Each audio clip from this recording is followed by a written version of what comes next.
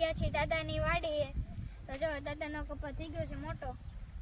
તો છેલ્લા 20 દિવસથી તો વરસાદ નથી આવ્યો, તો દાદા કરી દીધું છે પાણી પાવાનું ચાલુ ટપક પદ્ધતિથી. જો આ પાઇપ,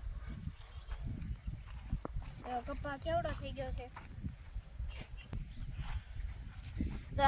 તો આ છે દાદાનો કપાસ. તો દાદા જો હા સામેથી હલાવે છે.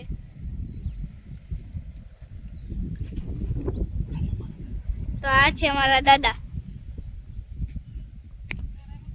તો જો તો આ કપા છે.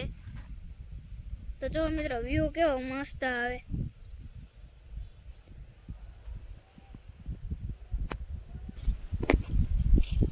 તો આ છે પ્રેમદાસ બાપુની જગ્યા. તો દર પૂનમે ત્યાં ઉત્સવ થાય છે. તો આ છે વાડીના કાંઠે છે મંદિર.